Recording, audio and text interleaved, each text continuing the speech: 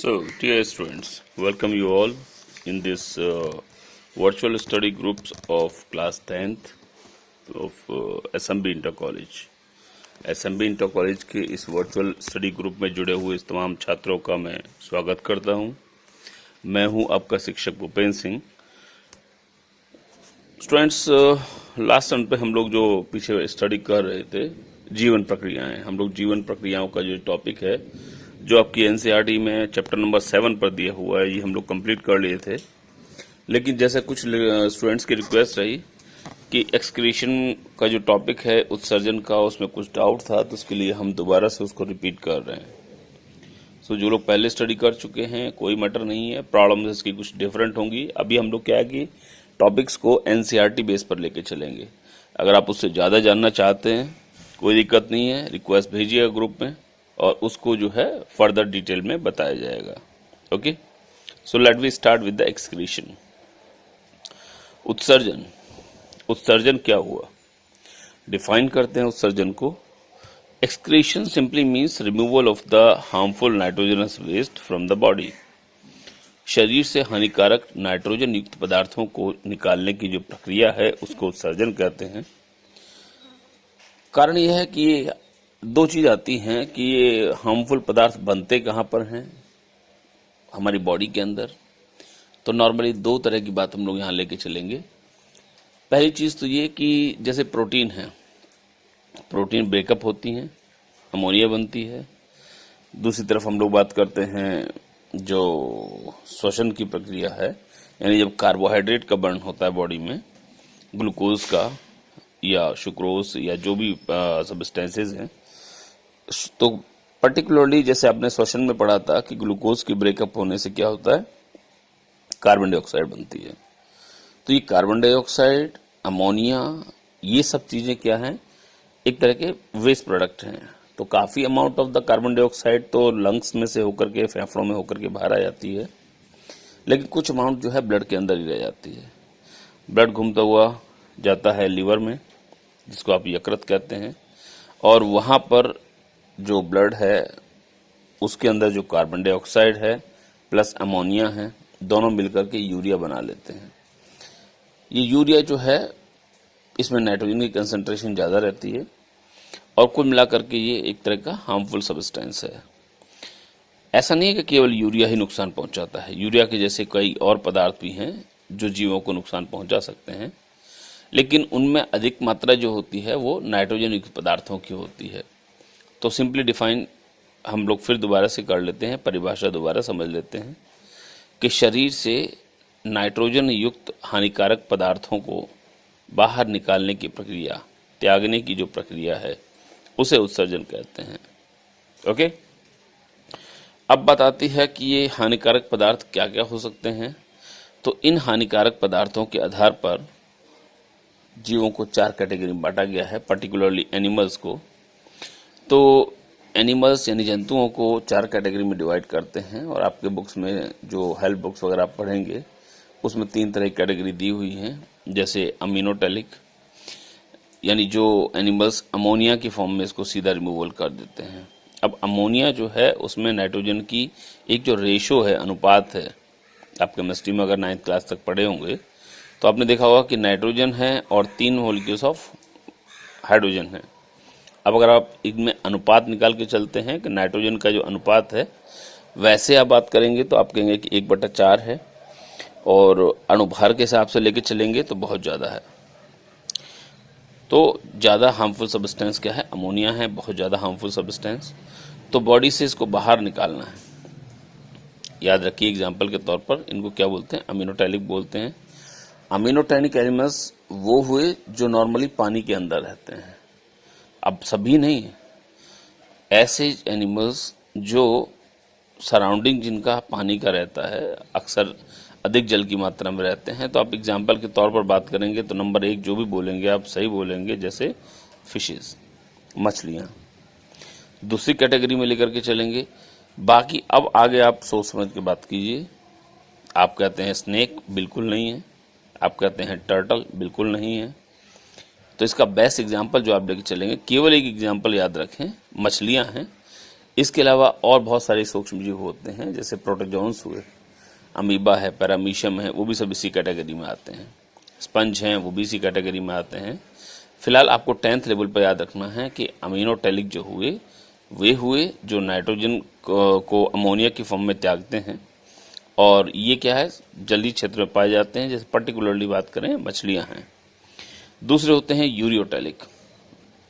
Ureotelic नाम से clear है, यूरिया, जो वेस्ट प्रोडक्ट को पहले यूरिया में कन्वर्ट कर लेते हैं। अब यूरिया में कन्वर्ट करने का फायदा ये होता है कि उसको शरीर में ज़्यादा समय के लिए रख सकते हैं, ठीक है ना। अब यूरिया का जो फार्मूला है NH2CO NH2। अब पूरे फार्मूले में नाइट्रोजन की मात्रा को आप एक तरफ कर लीजिए, बाकी और जो तत्व हैं, कार्बन और हाइड्रोजन, ऑक्सीजन, इनको एक तरफ कर लीजिए, तो आप देखेंगे कि कंपैरेटिवली नाइट्रोजन की मात्रा उतनी ज़्यादा अनुपात में नहीं है जितनी कि अमोनिया में हुआ करती थी। सीधे शब्दों में ये अर्थ है कि अमोनिया जो है यूरिया से ज़्यादा जहरीली है। तो कहने का मतलब क्या हुआ कि पहले यहाँ पर क्या हुआ, जैसे हार्मफुल सब्सटेंसेस को पहले यूरिया के फॉर्म में तोड़ लिया, अब यूरिया के फॉर्म में उसको शरीर से बाहर निकालते हैं। बात क्लियर है ना। डेफिनेशन के तौर पर दोबारा समझ लीजिए, यूरियोटैलिक वो हुए जो यूरिया के रूप में जो वेस्ट प्रोडक्ट है उसको बाहर निकालते हैं, ठीक। एग्जाम्पल बात करें तो एग्जाम्पल में आप लिख दीजिएगा अपना मीन्स स्तनधारी। जितने भी स्तनधारी होते हैं, इसके अलावा आप चाहें तो उभयचर यानी फ्रॉग, तो ये सब जो हुए वो कैसे हुए, यूरियोटैलिक हुए, अर्थात वेस्ट प्रोडक्ट को यूरिया की फॉर्म में निकालते हैं। तीसरी कैटेगरी आती है यूरिकोटैलिक। शब्दों को ध्यान से सुनिए, यूरिकोटैलिक अर्थात वेस्ट प्रोडक्ट को यूरिक एसिड के फॉर्म में रिमूव करते हैं। एग्जाम्पल के तौर पर बात करेंगे, दो मोटे एग्जाम्पल्स याद रखिए। नंबर 1 बर्ड्स, जितने भी पक्षी हैं, और दूसरे जितने भी सरीसृप हैं। सरीसृप मीन्स छिपकली, क्रोकोडाइल, स्नेक, टर्टल, ओके। तो ये सब जो हैं कह सकते हैं यूरिकोटैलिक होंगे। और यूरिक एसिड जो होता है, या आप दूसरे शब्दों में ऐसा भी कह सकते हैं कि अंडे देने वाले जितने भी जीव हैं वो सब के सब यूरिकोटैलिक होते हैं, क्योंकि यूरिक एसिड, ये 3 जो मैंने आपको कैटेगरी बताई, इन सब में सबसे कम जहरीला है, तो इसको अधिक समय तक बॉडी के अंदर रोका जा सकता है, ठीक।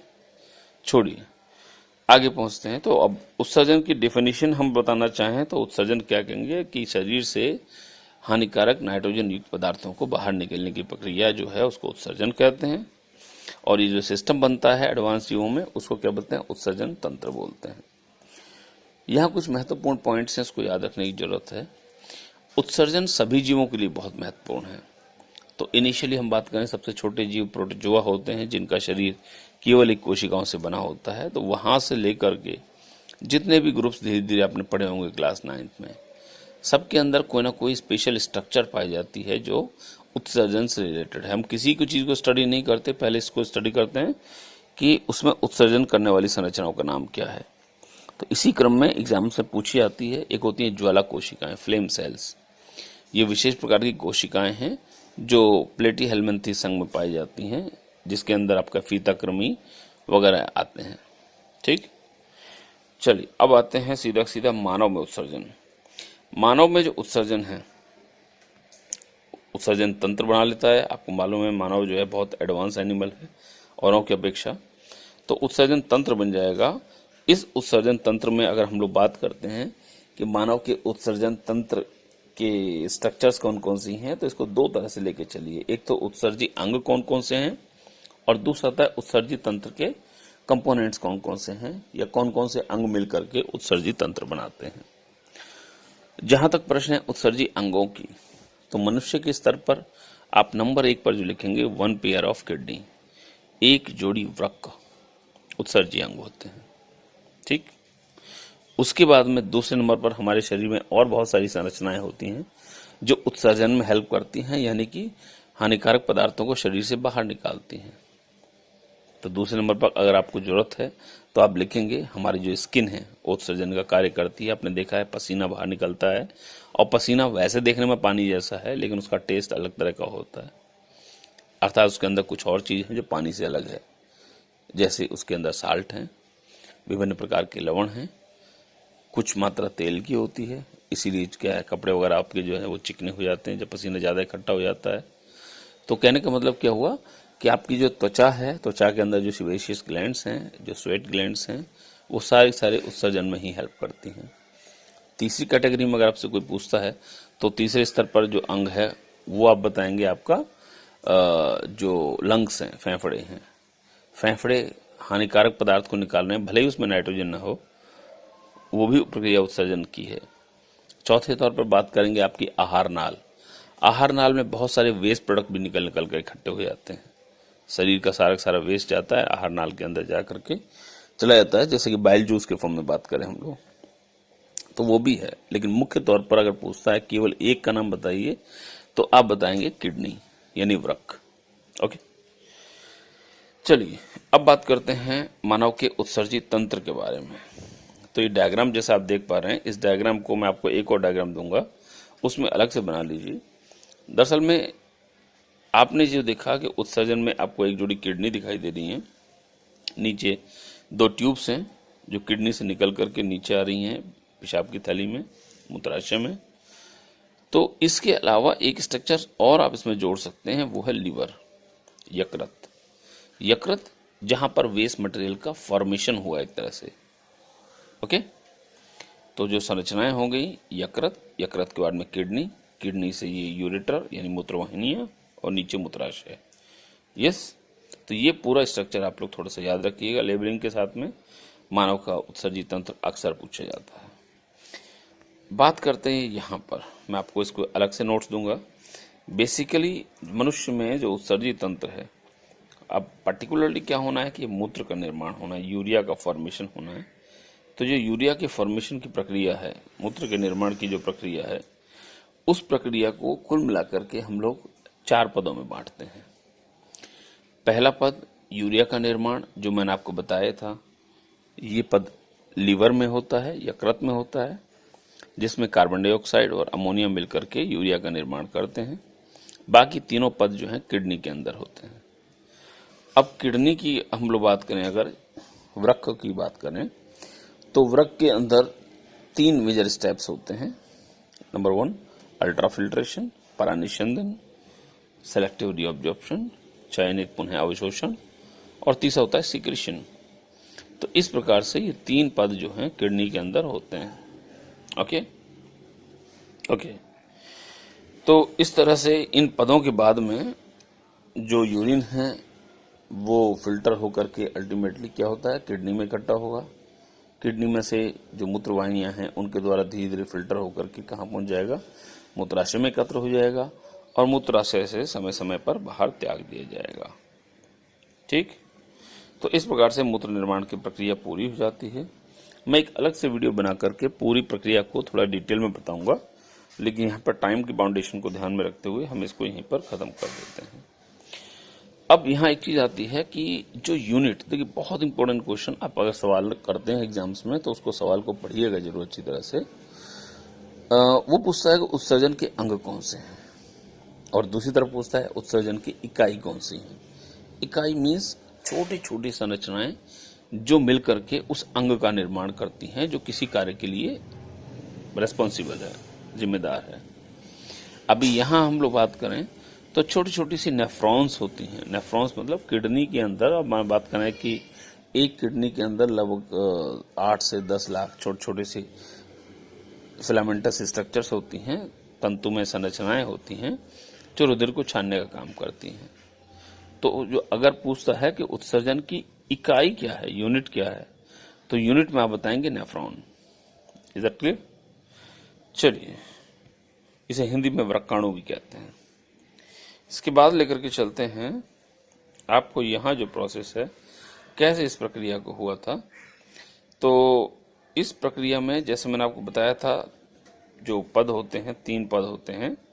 पहला पद आप देखना चाहेंगे इसमें, सो यू कैन इजीली प्रारंभिक निस्यंदन। ओके, इसको हम लोग बोलते हैं हिंदी में अल्ट्राफिल्ट्रेशन।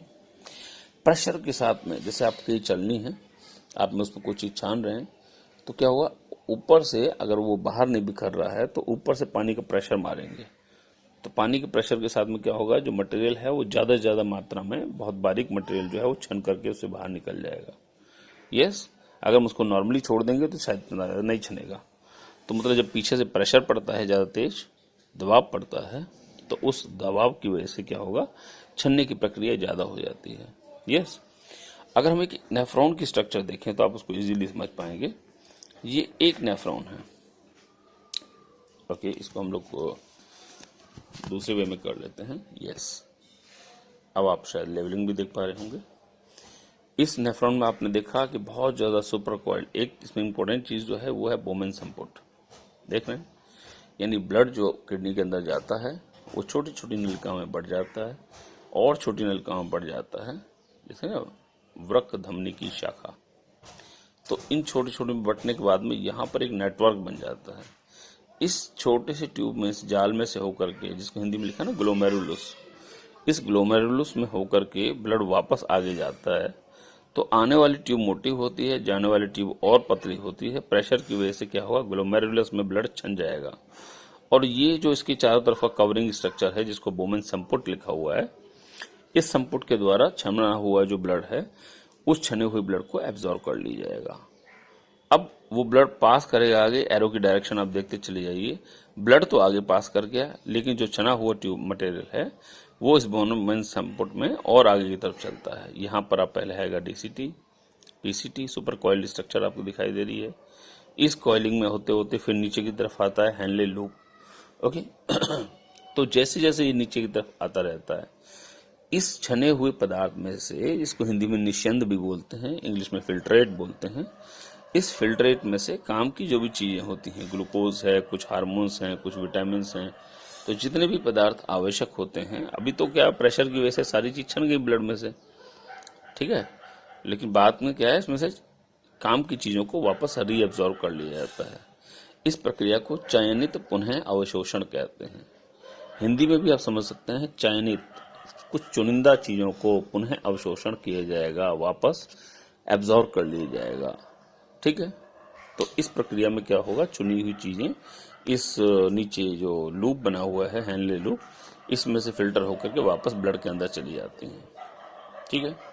और आप देख रहे हैं इस तरह से ब्लड के अंदर से जो हार्मफुल सब्सटेंस थे वो निकल गए और वापस आपने ब्लू कलर में इस ब्लड को वृक्क धमनी में पहुंचा दिया। ओके, अब ये जो छना हुआ मटेरियल था, अब जो नीचे रह गया उसके अंदर क्या है, इस निश्यंत के अंदर, फिल्ट्रेट के अंदर केवल वेस्ट मटेरियल इकट्ठा रह जाएगा, जो इन कॉइल्ड, सुपर कॉइल्ड ट्यूब से होता हुआ इस संग्राहक नली में पहुंचेगा।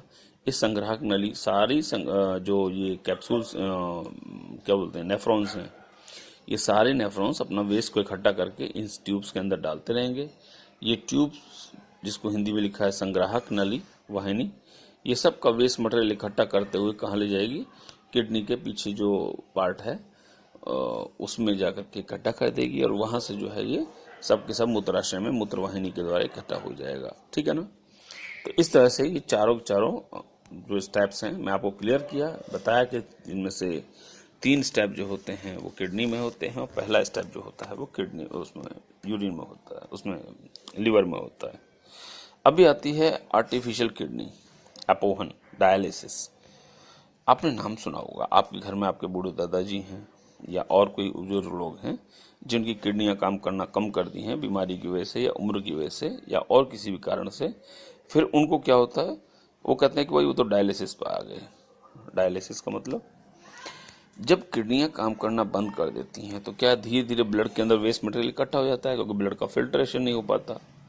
यस, हालांकि मेटाबॉलिक एक्टिविटीज स्लो होती हैं, आपके शरीर की प्रक्रियाएं बहुत धीमी गति से चलती हैं, जिस वजह से वेस्ट मटेरियल कम इकट्ठा होता है, लेकिन फिर भी वेस्ट तो इकट्ठा हो गई ब्लड में। तो क्या होता है कि उनको आर्टिफिशियल वे में हॉस्पिटल वगैरह में जाकर के वो ब्लड को धीरे धीरे बाहर निकाला जाता है बॉडी से ट्यूब के द्वारा और फिल्टर करके वापस बॉडी के अंदर छोड़ दिया जाता है। इस प्रक्रिया को हम लोग क्या कहते हैं, डायलिसिस कहते हैं। ओके, तो ये जो डायलिसिस होगा, इससे क्या होगा कि बॉडी के अंदर जो वेस्ट मटेरियल था ब्लड के अंदर, वो वेस्ट को बाहर निकाल करके हमने कर लिया, फिल्टर कर लिया। तो कहने का मतलब ये हुआ कि जो काम आपकी किडनी कर रही थी वो काम क्या है आपने आर्टिफिशियल तरीके से किया, कृत्रिम रूप से किया। इसे ही हम लोग आर्टिफिशियल किडनी या डायलिसिस कहते हैं। ओके, चलिए, तो एग्जाम्स में अक्सर पूछ लेते हैं, तो शॉर्ट नोट के तौर पर आपको याद रखने की जरूरत है। अभी इस टॉपिक में प्लांट्स आते हैं। प्लांट्स में एक्सक्रीशन कैसे होगा, हाँ ये बहुत इंपॉर्टेंट चीज़ है। अब आप ये सोचिए कि एनिमल्स के अंदर एक सर्कुलेटरी सिस्टम होता है, बहुत इंपॉर्टेंट। सर्कुलेटरी सिस्टम के मार्फत क्या होता है कि जो वेस्ट प्रोडक्ट हैं वो इकट्ठा होंगे और उनको जो है छान करके या फिल्टर करके या सप्लाई करके अलग अलग जगह पहुंचाया जाएगा और वापस उनको वेस्ट को इकट्ठा करके किसी एक रास्ते से बाहर फेंक दिया जाएगा। जैसे आप में क्या हुआ, किडनी ने फिल्टर किया, मूत्राशय ने एकत्र किया और मूत्र मार्ग से आपने उसको बाहर फेंक दिया। लेकिन प्लांट्स में ऐसा कोई स्ट्रक्चर नहीं बनता है, याद रखिएगा। प्लांट्स में इस तरह का कोई तंत्र नहीं होता है। तो प्लांट क्या करता है, अपने वेस्ट मटेरियल को अपने ही कोशिका लेवल पर इकट्ठा करता रहता है, ठीक है ना। तो प्रत्येक कोशिका में आपने सुना है प्लांट्स के अंदर वैक्यूल्स मिलती हैं, रिक्तिकाएं मिलती हैं। रिक्तिकाएं आकार में बड़ी होती हैं एनिमल्स की अपेक्षा। तो जो खाली जगह होती हैं जिन्हें रिक्तिका या वैक्यूल बोलते हैं, तो प्लांट अपने वेस्ट प्रोडक्ट को उस वैक्यूलर सैप में इकट्ठा कर देता है। और जैसे जैसे प्लांट बूढ़ा होता जाता है या मैच्योर होता जाता है, आपको मालूम है सेल क्या होती हैं, डेड होती चली जाती हैं। और जब ज़्यादा प्रेशर पड़ता है तो आपने कभी कभी देखा है कि वो जो वेस्ट मटेरियल है वो आसपास की सेल से इकट्ठा होकर के एक साथ फुट करके बाहर आ जाता है। आप पौधों में जो गोंद देखते हैं, जो तारपीन देखते हैं, जो रेजिन देखते हैं, गोंद आपने देखा होगा अक्सर आपके इलाके में गोंद वाले प्लांट जरूर मिलते हैं, बबूल है, नीम है या कुछ और है। तो वो क्या है, वो प्लांट का वेस्ट प्रोडक्ट है, ठीक। इसके अलावा आपने कभी कभी देखा है कुछ प्लांट्स में कुछ कड़वापन होता है, जैसे चाय है। अब चाय के अंदर जो कड़वापन है वो उसका वेस्ट प्रोडक्ट था, जिसकी वजह से उसके अंदर वो कड़वापन वाला टेस्ट है, ठीक। वो अलग बात था कि वो आपको अच्छा लगा। तो इन्हें एल्कलॉइड्स कहते हैं। तो प्लांट्स में जरूरी याद रखने की चीजें हैं वो क्या हैं कि वेस्ट प्रोडक्ट जो है वो कहाँ एकत्र होते हैं, वो रिक्तिका में जाकर के एकत्र होते हैं, ठीक। और किसके रूप में बाहर निकलते हैं, गोंद, तारपीन, रेजिन या एल्कलॉइड्स या कुछ और पदार्थ जो होते हैं उनके रूप में वो कभी कभी बाहर लीक कर जाते हैं, ठीक है ना। इससे ज़्यादा आपको कोई खास चीज़ें याद नहीं रखनी है। अब इसमें वापस उसको पोजीशन चेंज कर लेते हैं। यस, इसमें कुछ कॉमन टॉपिक्स दिए हुए हैं, इन क्वेश्चंस को आप कर लीजिएगा जो इस पर्टिकुलर टॉपिक से रिलेटेड हैं कि वृक्क या नेफ्रॉन की संरचना या क्रियाविधि का वर्णन कीजिए। उत्सर्जी उत्पाद से छुटकारा पाने के लिए पादप किन किन विधियों का उपयोग करता है। यूरिन बनने की मात्रा का नियमन किस प्रकार होता है, कंट्रोल कैसे होता है। आप इन प्रॉब्लम्स को कीजिएगा। अगर आपको फिर भी लगता है कि कोई प्रॉब्लम नहीं हो पा रही है या इसमें कोई सब टॉपिक आपको डिटेल में समझना है तो कोई दिक्कत नहीं है, आप व्हाट्सएप पर मैसेज कर सकते हैं। हम उसको बना करके दूसरा एक और नया वीडियो आपको एक्सप्लेन करने की कोशिश करेंगे, ठीक है ना। ये इसमें हिंट पॉइंट्स दे रखे हैं, तो इन क्विक रिवीजन पॉइंट्स को भी आप लोग देखते जाइए, नोट कर लीजिएगा, ठीक है, जो कंपटीशन में आपको मदद करेंगे। सर्कुलेशन, ये क्या नाम है, जीवन प्रक्रियाएं बहुत इंपॉर्टेंट टॉपिक है आपके लिए, तो इसको कर लीजिएगा। बाकी इस पूरे का जीवन प्रक्रियाओं के प्रॉब्लम्स हैं, मैं पहले भी बता चुका था, आप इसको पॉज करके नोट कर सकते हैं। एनसीईआरटी के बेस पर हम लोग चल रहे हैं। अगर एनसीईआरटी आपने ले ली है दैट्स गुड, नहीं ली है तो कोई दिक्कत नहीं है, आप इसमें इजीली नोट कर सकते हैं, ठीक है। तो ये मल्टीपल चॉइस क्वेश्चंस हैं, आसानी से हो जाएंगे। मनुष्य में वृक्क एक तंत्र का भाग है जो किससे संबंधित है, आप जानते हैं वृक्क का रोल किस में है, बता देंगे। पादप में जाइलम किस चीज़ के लिए रिस्पॉन्सिबल है, तो मैं बताया था कि जो संवहन ऊतक होते हैं दो प्रकार के होते हैं, जाइलम प्रकार के और फ्लोएम प्रकार के। अब ये जाइलम टाइप ऑफ टिश्यूज हैं, उसका क्या रोल होता है वो आप इसमें बताएंगे। तीसरा लेके चलते हैं, स्वपोषी पोषण किस लिए आवश्यक है। पोषण की मैंने आपको जो प्रवृत्तियां बताई होंगी शुरू में, तो उसमें स्वपोषी और परपोषी बताया होगा। स्वपोषी का महत्व क्या होता है आप उसको लेके चलेंगे, किन के द्वारा प्रदर्शित होता है, उससे रिलेटेड ऑक्सीजन दे दीजिएगा। पायरुवेट के विखंडन से कार्बन डाइऑक्साइड, जल तथा ऊर्जा मिलती है। यह क्रिया कहाँ होती है, आप ध्यान कीजिएगा। जो हम लोग श्वसन प्रक्रिया पढ़े थे, उस श्वसन प्रक्रिया में मैंने बताया था कि चाहे वो ऑक्सीडेशन हो चाहे अनऑक्सीडेशन हो, दोनों में एक स्टेप जो है वो कॉमन होता है, उसी कॉमन स्टेप के बारे में बात कर रहे हैं। तो आप इसको करने की कोशिश कीजिएगा, दिमाग पर जोर डालिएगा। ओके, बाकी ये लॉन्ग क्वेश्चंस हैं, इनको भी आप लोग कर लीजिए फेयर कॉपी में। ठीक, डायग्रामेटिक प्रैक्टिस करते रहिएगा। अगर फिर भी आपको कोई डायग्राम लगता है टफ बना हुआ है तो मुझे मैसेज कीजिएगा, मैं उसका इजी फॉर्म बना करके आपको एग्जामिनेशन व्यू पॉइंट से सेंड कर दूंगा। ओके, चलिए। इसके बाद में कोई और प्रॉब्लम्स इसमें नहीं हैं। आई होप आपके डाउट्स क्लियर हुए होंगे। बाहर कहीं मत जाइएगा, घर में ही रहिएगा, अपनी पढ़ाई जारी रखिए। Have a nice day.